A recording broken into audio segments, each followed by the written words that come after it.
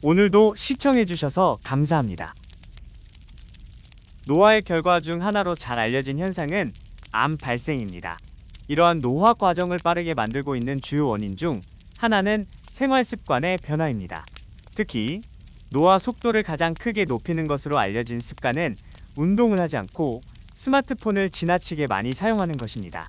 이러한 습관이 형성되면 배가 나오고 우울감, 불안, 수면장애가 더 심해집니다. 이것은 악순환을 초래하며 이러한 악순환을 끊어내야 하는 이유 중 하나가 현대인의 노화 속도가 과거보다 빨라지고 있기 때문입니다. 노화의 정의에 따라 다양한 관점이 있지만 현재 2020년대 선진국에서 살아가는 젊은 세대가 부모 세대보다 빠르게 노화하는 가능성이 연구를 통해 입증되고 있습니다. 이러한 노화 속도 증가는 생활 습관과 관련이 있으며 운동, 영양, 술, 담배, 스트레스, 중독, 수면, 소득, 교육과 같은 요인들이 수면과 관련이 있다고 알려져 있습니다.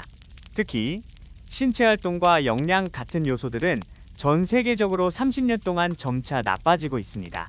암 발생은 노화의 결과 중 하나로 잘 알려져 있으며 유전자의 불안정성이 노화로 인해 증가하므로 암 발생 증가와 노화 증가는 간접적으로 관련될 수 있습니다. 특히 선진국에서 1990년대 대비 2020년대에 20대와 30대의 암 발생이 25% 이상 증가하고 있습니다. 노화 속도를 가장 크게 증가시키는 요인 중 하나는 초가공식품 소비 증가입니다. 이러한 식품에는 첨가당과 정제 곡물이 많이 포함되어 있으며 붉은 고기 섭취도 관련될 것으로 생각됩니다. 또 다른 요인은 신체 활동 감소인데 이동 수단 발달과 스마트폰 사용 증가로 인해 유산소 활동량이 줄어들고 있습니다. 재미있는 연구 결과로는 스마트폰과 소셜미디어 사용 시간이 늘어날수록 우울감 증가하는 경향이 있으며 스마트폰 사용은 우울감뿐만 아니라 불안감, 수면 시간 감소, 수면장애, 신체 활동 감소와 연관되어 있다고 합니다. 스마트폰 사용은 마약과 유사한 영향을 미치며 만성 스트레스와 관련된 뇌의 변화를 유발합니다. 스마트폰은 쾌락의 원천이 아니라 스트레스의 원천으로 작용하며 이는 스마트폰의 빠른 도파민 분비와 관련이 있습니다. 도파민은 우리에게 즐거움을 주는 신경전달 물질입니다. 그러나 이러한 빠른 도파민 분비 후에는 즐거움의 정도가 감소하고 대신 스트레스, 따분함, 불쾌감이 증가합니다. 이것은 음식을 먹은 후에 인슐린 때문에 혈당이 떨어져 식탐과 불쾌감이 생기는 원리와 유사합니다. 스마트폰을 사용하면 여러 즐거움을 얻게 되지만 결국에는 불쾌함이 더 늘어나며 이런 반복적인 경험이 만성 스트레스로 이어집니다. 스마트폰에서 제공되는 자극성이 증가하면 도파민이 마약과 유사한 영향을 미쳐 뇌를 압도하므로 정상적인 활동에서 얻을 수 있는 건강한 감정을 느끼기 어려워집니다. 예를 들어 책 읽기, 긴 영화 보기, 산책하는 등 다양한 일상 활동에서 즐거움을 느끼기 어려워집니다. 스마트폰 사용으로 시야가 좁아지고 주변 환경에 대한 관심이 줄어들며 걸어가면서 스마트폰을 보는 사람들의 모습에서도 이러한 현상을 관찰할 수 있습니다. 아직까지는 스마트폰 사용이 신체적인 통증이나 부담을 즉각적으로 유발하는 부분에 대한 생체역학적인 연구가 부족한 상황입니다. 근골격계 질환은 2010년대 후반부 이후 대규모로 증가하고 있으며 특히 젊은 세대에서도 이 질환으로 인해 병원을 찾는 사람들이 증가하고 있습니다.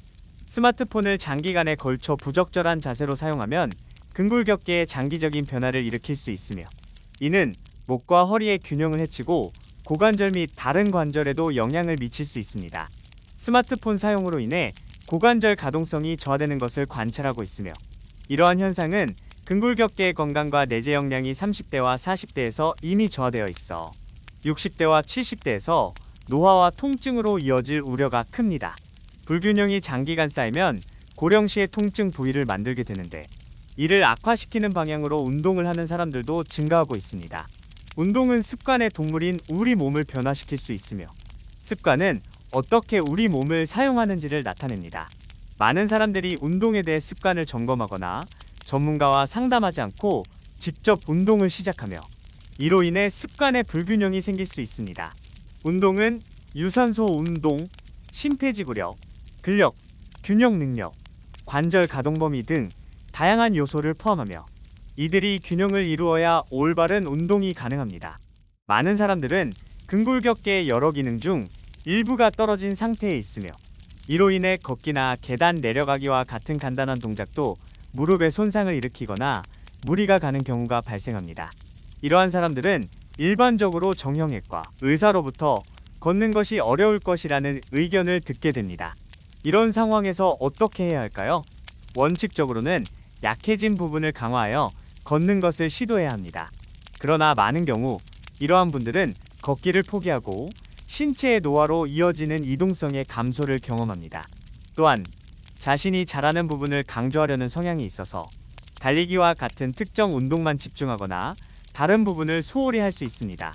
이러한 경향은 근골격계의 불균형을 악화시키고 통증 및 구조적인 문제를 초래할 수 있어 병원 방문을 앞당기는 원인이 될 수 있습니다.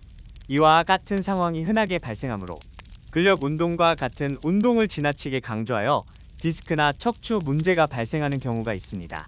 따라서 근력 운동과 같은 운동은 적절한 지도와 조절 아래에서 수행해야 합니다. 운동에 대한 지침을 받는 사람들은 다양한 의견을 듣게 됩니다. 일부 선생님들은 근력 운동을 피해야 한다고 하고 다른 어르신은 걷지 말라고 조언합니다. 또한 어떤 의견에서는 걷기만으로 모든 문제가 해결될 것으로 생각하는 경우도 있습니다. 그러나 운동은 사람마다 다르며 근골격계 상태나 근육 상태에 따라 다양하게 다를 수 있습니다. 따라서 일률적인 운동 접근법을 피하고 전문가의 조언을 받는 것이 중요합니다. 운동 전문가는 다양한 종류가 있으며 맞춤형 운동법을 제공하는 물리치료사, 건강운동관리사, 생활체육지도사, 트레이너 등이 있습니다. 국민체력 100 시스템은 무료로 유산소 운동 능력, 근력, 유연성 및 이동성 등을 평가하고 운동 권고사항을 제공합니다. 지자체나 보건소에서도 건강운동관리사가 운동 교육 및 프로그램 운영을 지원하는 경우가 있습니다. 개인 트레이너와 상담하여 운동 권고사항을 받고 꾸준한 운동 습관을 형성하면 건강이 좋아질 수 있습니다. 이러한 전문가들을 찾아가고 조언을 듣고 실천함으로써 건강한 라이프 스타일을 유지할 수 있습니다. 운동에 대한 목표와 계획은 중요합니다. 일주일에 15km 정도의 뛰기, 1시간의 수영, 1시간의 맨몸 운동, 그리고 1시간의 근력 운동을 목표로 하고 있습니다. 또한 아침과 저녁에 스트레칭과 코어 운동을 습관으로 하고 있습니다. 운동 가이드라인에 따르면 중등도 이상의 운동을 일주일에 2시간 반 정도 해야 하며 유산소 운동과 근력 운동을 균형 있게 포함시켜야 합니다. 이러한 운동 계획은 걷는 시간과 일상적인 활동으로 일부 충족될 수 있습니다. 그 다음으로 근력 운동을 주간에 2번 정도 권고하고 있습니다. 중요한 점은 유산소 운동, 근력 운동, 균형 운동, 협응 운동을 모두 다양하게 포함시켜야 한다는 것입니다. 과거에는 걷거나 뛰기만 하면 충분하다고 생각했지만 이로 인해 다리 근육이 비대해지고 목과 허리에 취약성이 생겼습니다. 이런 경험을 통해 온몸의 균형, 고관절, 어깨, 척추 가동 범위, 근육 밸런스, 자세 등을 개선하면서 통증이 줄어들었습니다. 따라서 운동을 선택하고 어떻게 진행할지를 파악하는 것이 중요하며 전문가의 점검이 필요합니다. 결국 걷기는 건강에 매우 중요한 운동 중 하나입니다. 걷기는 건강한 성인들에게 중요한 일상 활동으로 걷지 않으면 신체 기능이 빠르게 저하될 수 있습니다. 무릎과 엉덩이 근육의 중요성을 강조하며 고관절의 적절한 사용과 관절 협동을 강조합니다. 걷는 속도는 편안하게 긴장 없이 팔다리를 자유롭게 사용하며 관절을 부드럽고 유연하게 활용해야 합니다. 이러한 걷기 습관을 통해 많은 칼로리 소모와 노년기 건강을 유지할 수 있습니다. 뿐만 아니라 코어 근육, 엉덩이 근육, 대퇴의 근육을 특히 강화하는 근력 운동도 중요하며 이러한 운동은 우리의 건강에 긍정적인 영향을 미칠 수 있습니다. 횡격막부터 골반 저 근육까지 대퇴 근육을 포함한 이 근육들은 걷는 것뿐만 아니라 앉아있는 동안 숨 쉴 때, 소변을 참을 때, 대변을 보게 될 때까지 몸의 기능의 핵심적인 역할을 합니다. 이 중심부 근육들의 기능이 약해지면 밤에 소변 빈도가 늘고 변비가 심해지며 호흡이 얕아지게 되어 노화의 증상이 나타나며 자세와 걸음도 올바르게 유지하기 어려워집니다. 특히 대퇴 근육을 강화하는 것은 중요한데 대퇴 근육의 취약성은 무릎 주변의 문제를 초래하고 이로 인해 무릎 관절염과 관련된 문제가 발생할 수 있습니다. 이를 예방하고 기능을 유지하기 위해서 코어와 엉덩이 근육을 강화하며 대퇴 근육에 특별한 주의를 기울이는 것이 필요합니다. 운동은 노화 정도에 따라서 맞춤형으로 선택해야 하는데, 브릿지 운동과 플랭크 운동은 엉덩이와 코어를 강화하는데 매우 효과적입니다. 또한 둥근과 허리를 강화하기 위한 슈퍼맨과 같은 운동도 가능하지만 올바르게 수행하지 않으면 허리에 부작용을 일으킬 수 있으므로 주의가 필요합니다. 따라서 운동 동작을 습득한 뒤 유튜브 등에서 자세한 가이드를 찾아보고 개인에게 가장 도움이 되는 운동을 선택하는 것이 중요합니다. 내 몸의 악순환을 빠르게 끊어내는 방법 중 운동은 몸의 기능과 건강뿐만 아니라 심리적 효과도 크게 갖고 있으며 스트레스 감소, 우울증 완화, 수면 개선, 노화 속도 감소, 스트레스 관리 능력 향상, 회복력 향상 등 다양한 긍정적 영향을 미칩니다. 그러나 운동을 피하고 스트레스를 스마트폰 등 편안한 환경에서 풀려고 할 때 악순환에 빠질 수 있으며, 이를 끊어내기 위해서는 스트레스를 받았지만 실제로 활동을 적게 한 상황에서도 운동을 시작해 체력을 향상시키고 선순환을 만들어내야 합니다.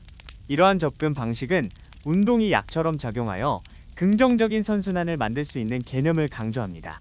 운동은 우리의 건강에 대한 중장기적인 투자로 생각해야 하며, 이를 통해 얻을 수 있는 다양한 혜택을 깨닫고 마음과 태도를 변화시킬 필요가 있습니다.